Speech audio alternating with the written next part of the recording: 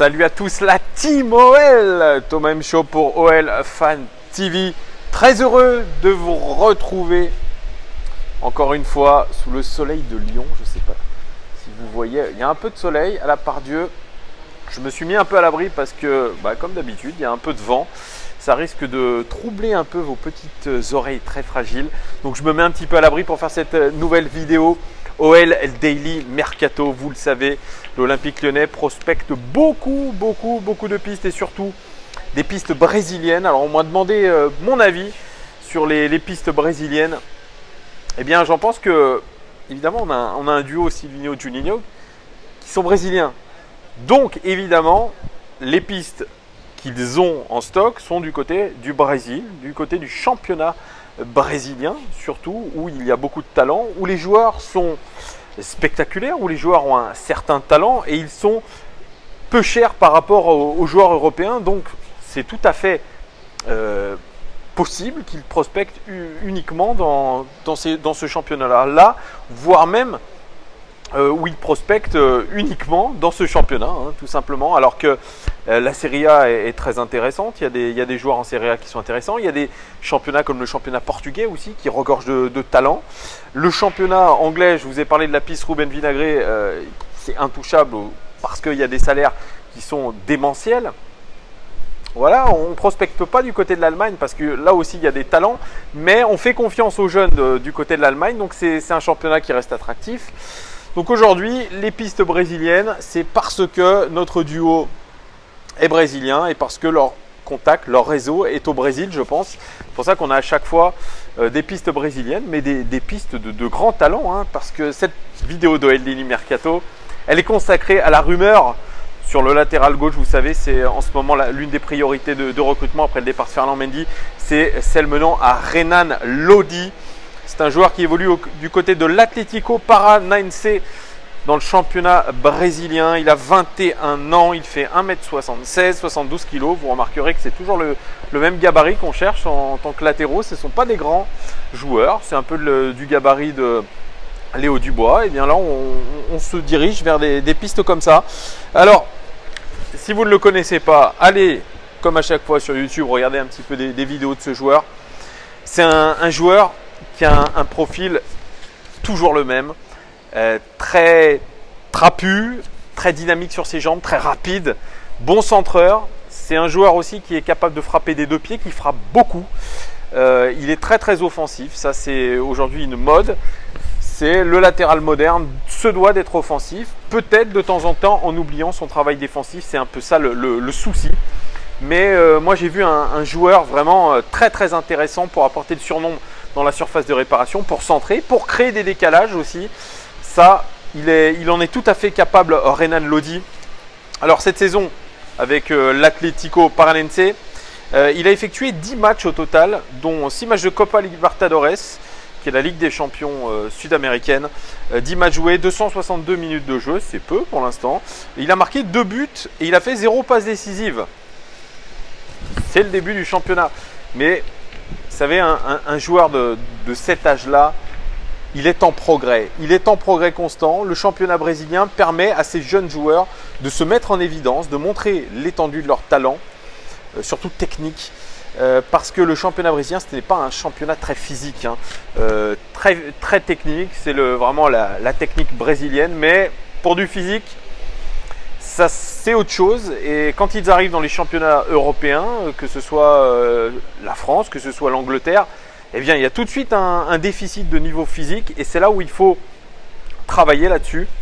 Donc oui, ce sont forcément des joueurs en devenir, forcément des joueurs de talent, mais il faut qu'ils travaillent absolument le côté physique. Il y a un temps d'adaptation, c'est un peu ça le problème avec la filière brésilienne. C'est qu'il faut s'adapter à la culture, il faut s'adapter à la langue, il faut s'adapter au climat. Et ça prend pas 6 mois. C'est pour ça que aujourd'hui, miser sur des jeunes talents brésiliens, c'est bien, mais ça va prendre du temps pour les développer. Alors vous savez, à chaque fois, je fais une petite comparaison statistique avec Ferland Mendy. Alors, on m'a dit hier, je ne sais pas pourquoi tu fais les comparaisons avec des joueurs qui ne jouent pas dans les mêmes championnats. Effectivement, mais c'est juste pour voir techniquement les forces et les faiblesses et aussi d'un point de vue statistique. Avant tout, les forces de Renan Lodi. Il est très fort dans les passes clés. Les passes clés, c'est les passes avant les tirs. Il adore participer au jeu. C'est un latéral qui aime beaucoup revenir vers l'intérieur, un peu au style Guardiola, un petit peu, les latéraux de Guardiola qui revont au cœur du jeu pour créer le surnombre. Il adore faire ça. Alors il a un petit problème aussi, Renan Lodi, c'est qu'il prend beaucoup de cartons jaunes. C'est un joueur très très nerveux.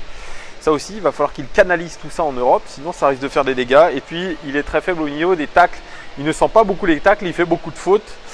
Voilà, ça c'est son côté faible. Alors sinon, c'est son style de jeu. Il adore centrer, il aime envoyer des ballons longs. Et c'est un joueur qui essaye de rester au maximum debout, parce que, comme je vous l'ai dit, il n'aime pas tacler. C'est pour ça. Petite comparaison maintenant avec Ferland Mendy au niveau défensif. 1,5 tacles réussis en moyenne pour Ferland Mendy, 1,3 pour Renan Lodi. Vous voyez, c'est quasiment la même chose. Au niveau des interventions, eh bien, interception défensive, eh bien, c'est Renan Lodi qui est un poil au-dessus, 1,4 interceptions défensives par match en moyenne réussie contre une interception pour Ferland Mendy. Au niveau des fautes, eh bien, Renan Lodi en fait plus que Ferland Mendy, 1,2 pour Renan Lodi, 0,9 pour Ferland Mendy. C'est coup-ci, coup-ça la même chose. Un poil plus pour Renan Lodi.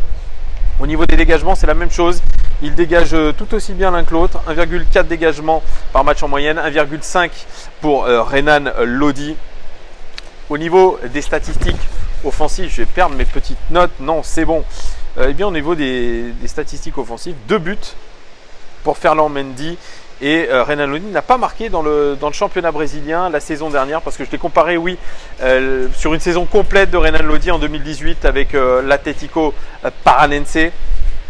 Donc il n'a pas marqué. Au niveau des passes décisives, par contre, il a été plus performant. Renan Lodi, 3 passes décisives contre 1 pour Ferland Mendy. Au niveau des tirs par match, eh bien c'est Renan Lodi qui tient la dragée haute, 1,3 tirs par match en moyenne contre 0,8 pour Ferland Mendy. Comme je vous l'ai dit, c'est un joueur qui adore tirer, qui a une très très belle frappe et surtout des 2 pieds.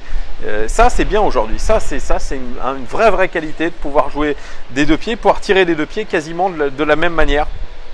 Au niveau des passes clés, eh bien, Ferland Mendy est au-dessus, 1,3 passes clés par match en moyenne contre une passe clé en moyenne pour Renan Lodi. Au niveau des dribbles, Ferland Mendy plus dribbleur, 2 dribbles par match réussis en moyenne contre 0,6 côté Renan Lodi. C'est pas un fantastique dribbleur, malheureusement. Au niveau des fautes subies, eh bien, Ferland Mendy et Renan Lodi subissent environ le même nombre de fautes, environ 2 fautes par match pour les 2 joueurs.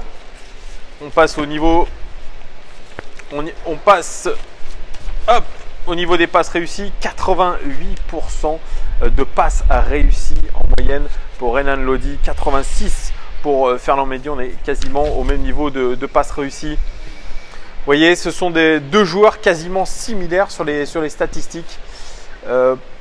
C'est pas complètement avec le même profil, à part qu'ils adorent attaquer. Ils attaquent l'espace libre, ils attaquent leur côté.